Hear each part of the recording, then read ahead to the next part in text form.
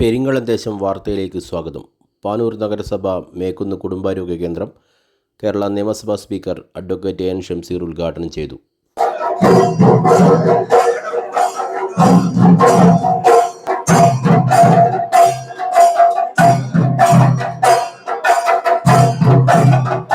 ഏറെ ബഹുമാന്യനായിട്ടുള്ള കേരള നിയമസഭാ speaker advocate N Shamseer അവരുകളെ അന്ന് ആ ചടങ്ങ് നിർവഹിച്ചിട്ടുണ്ടായിരുന്നു.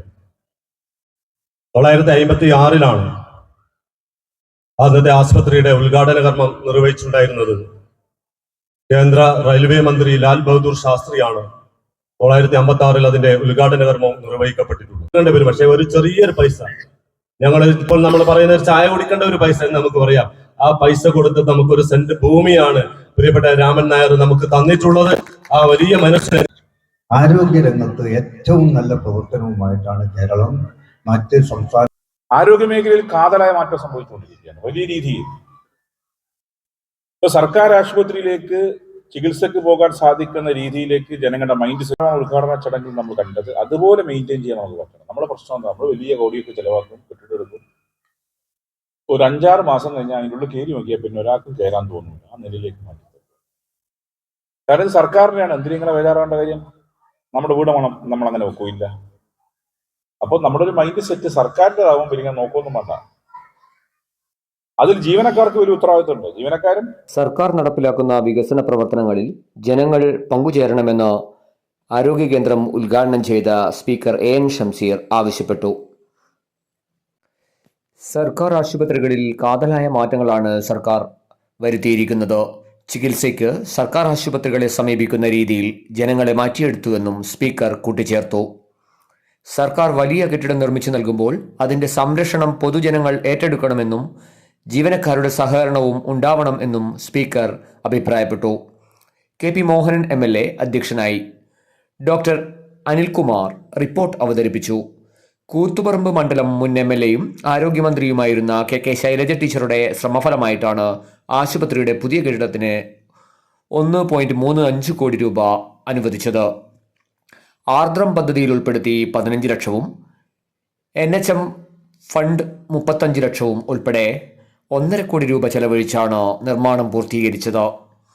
ഫർണിച്ചറുകൾ, ചുറ്റുമതിൽ, ഗേറ്റ്, ബോർഡ്, ഇന്റർലോക്ക്, റോഡ് നവീകരണം, മറ്റ് ഉപകരണങ്ങൾ ഉൾപ്പെടെയുള്ള കാര്യങ്ങൾക്ക് നഗരസഭയും ഫണ്ട് അനുവദിച്ചു.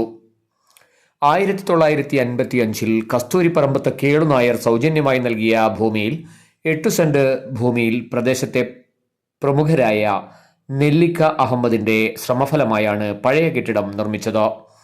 മദുരാശി മുഖ്യമന്ത്രി കാമരാജ് ശിലയിട്ട പഴയ റൂറൽ ആശുപത്രി കെട്ടിടം 1996 അന്നത്തെ റെയിൽവേ മന്ത്രി ലാൽ ബഹദൂർ ശാസ്ത്രിയാണ് ഉദ്ഘാടനം ചെയ്തത്.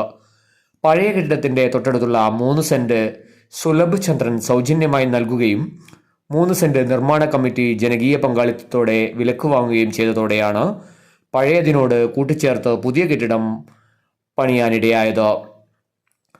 വാപ്സ്കോസ് കൺസ്ട്രക്ടിംഗ് കമ്പനിയാണ് നിർമ്മാണ ചുമതല ഏറ്റെടുത്തത്.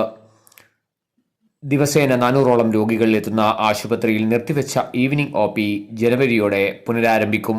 ഉദ്ഘാടന പരിപാടിയിൽ KP Hashim, TK Hanifa, Umaisa Thiruvambadi, Ruksana Iqbal, Ashiqa Jamana, Ansar Aniyaram, KTK Riyas, Ardram ജില്ലാ nodal officer doctor CP Binoy, M Sajeevan, V Surendran, NA Kareem, Raveendran Kunnoth, Rajesh Kochiyangadi, P Prabhakaran, Ramachandran Jyothsna എന്നിവർ സംസാരിച്ചു. നഗരസഭാ ചെയർമാൻ V നാസർ സ്വാഗതവും medical officer doctor Rosna Raveendran നന്ദിയും പ്രകാശിപ്പിച്ചു.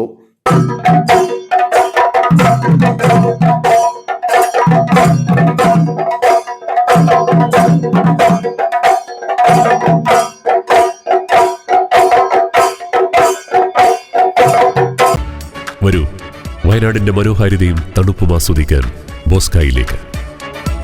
പ്രകൃതിരമണീയതയുടെ മടിത്തട്ടിൽ ആസ്വാദനത്തിന്റെ അതിരുകളില്ലാത്ത ലോകം. നിങ്ങളുടെ സ്നേഹധന്യ നിമിഷങ്ങൾ സമ്പന്നമാക്കുവാൻ ഞങ്ങൾ കൂടെയുണ്ട്. ബോസ്ക. വരൂ ഈ സ്നേഹതീരത്തേക്ക്. കൂടുതൽ വിവരങ്ങൾക്ക് Bosca resort, Nilavilpuzha, Mundakkombu, Wayanad. Phone numbers 9188 557286 9749 626262.